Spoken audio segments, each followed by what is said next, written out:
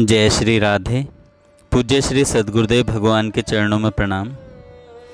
आज पूज्य श्री भाई जी कहते हैं, कोई यह समझे कि मैं तो बड़ा पापी हूँ, मेरा उद्धार कैसे हो सकता है, मेरे भजन करने से क्या होगा, तो उसका यह समझना निरा भ्रम ही है।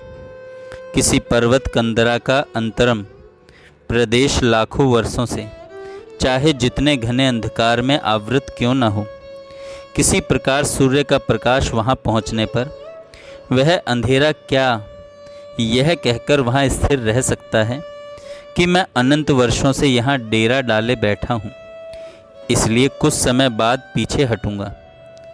ठीक इसी प्रकार जीव के अशेष पाप पुंज भगवान के सन्मुख होते ही जलकर भस्म हो जाते हैं।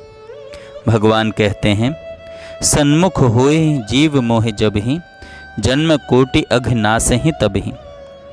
जब जीव निष्कपट होकर अनन्य भाव से अपने आप को भगवत चरणों में समर्पित कर सरल हृदय से पुकार उठता है कि प्रभु, मैंने आज तक दुनिया के भोगों की सेवा की, विषयों का गुलाम रहा, धनियों की चापलूसी की, अब से इसी क्षण से आपके प्रणत पापहारी पुण्य चरण कमलों का आश्रित बनता हूँ, मुझे शरण दीजिए। बस तभी तत्काल ही पतित पावन नाथ उसे अपना लेते हैं। जहाँ भगवान ने जिसको अपना लिया वहाँ फिर उसमें नाम मात्र भी कोई पाप नहीं रह जाता। विभीषण रावण का भाई राक्षस था, भगवान के सामने आते ही वह निष्पाप हो गया, परम भक्त बन गया। जीव का भूतकाल कैसा ही रहा हो, यदि उसका वर्तमान सुधर जाए, वह दृढ़ निश्चय कर ले कि आगे का समय केवल भगवान की भक्ति में ही बीतेगा, तो वे अशरण शरण स्वतः ही अपना अभय हाथ फैलाकर उसे ऊपर उठा लेते हैं और अपनी स्नेह शांतिमयी गोद में बिठा लेते हैं। ऐसा न होता तो जीव का उद्धार कभी होता ही नहीं। जीव समस्त पापों के फलों को भोगकर कभी उन्हें निशेष नहीं कर सकता। भगवान बड़े दयालु हैं, इसलिए उन्होंने यह नियम बना दिया है कि चाहे कोई कितना ही बड़ा पापी क्यों न हो, मेरे सामने आते ही धर्मात्मा बन जाएगा। बात भी सर्वथा ठीक ही है। भला प्रज्वलित अग्नि में पड़ा हुआ कूड़ा करकट क्या कभी बिना जले रह सकता है? खेद तो इस बात का है कि भगवान के इस दयापूर्ण विधान को जानता हुआ भी यह अज्ञानी जीव अपनी काम अग्नि को विषय भोग रूपी घृत की आहुतियों से पूर्ण कर सुखी होना चाहता है। पूज्य गोस्वामी तुलसीदास जी ने विषय भोग परायण जीवों को लक्ष्य करके कैसी सुंदर चेतावनी दी है। अब नाथ ही अनुराग जागू, जड़ त्याग दुरासा जीते, बुझे न काम अग्नि तुलसी कहूँ, विषय भोग बहु घीते। मनुष्य चाहता है कि मैं बहुत से विषयों को प्राप्त करके सुखी बन जाऊं, पर यह हो नहीं सकता। ज्यों ज्यों मन चाहे विषयों की प्राप्ति होती है, त्यों ही त्यों उसकी लिप्सा बढ़ती ही चली जाती है। घी से आग बुझती नहीं, बढ़ती है। भोगों से तृप्ति नहीं, ताप होता है। शांति नहीं, अशांति होती है। इसलिए गोस्वामी जी चेतावनी दे रहे हैं कि इस भ्रम को छोड़ दो, यह तो दुराशा मात्र है।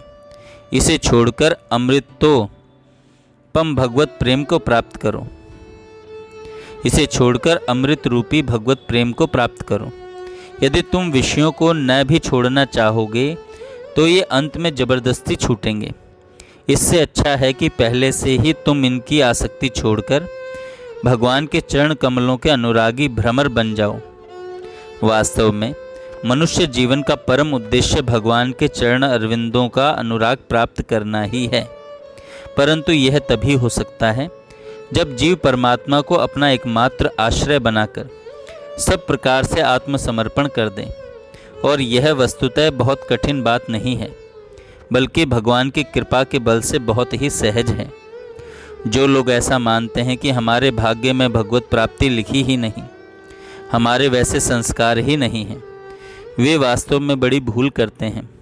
भगवान के दरबार का दरवाज़ा सबके लिए सदा खुला रहता है, वह कभी बंद होता ही नहीं। चाहे कोई आधी रात को अपने प्रियतम परमात्मा का द्वार खटखटावे, वे तत्काल उसकी पुकार का उत्तर देकर उसे अपने हृदय से लगाने को तैयार मिलेंगे। बच्चा जब कभी भी रोकर माँ को पुकारता है तो माँ समय असमय का विचार न कर झट से अपनी स्नेह भरी गोद में उठाकर उसे स्तनपान कराने लगती है। पुकार सुनने पर न तो वह बच्चे का पाप पुण्य देखती है और न क्षण भर रुकती ही है।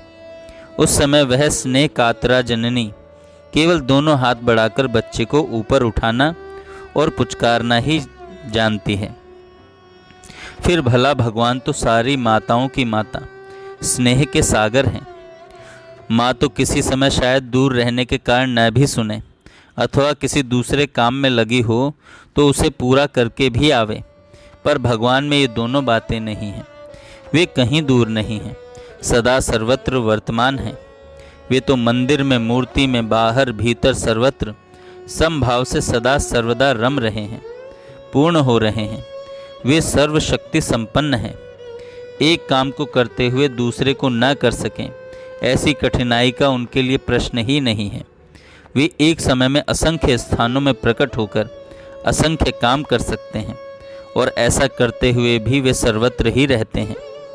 अतः कोई किसी भी कारण से कभी भी उन्हें पुकारे तो वे सुनते हैं, उत्तर देते हैं। उन्हें पुकारने में ही कसर है। यह जीव की ओर से ही देर हो रही है। यह जीव की ओर से ही देर हो रही है। जय श्री राधे। जय श्री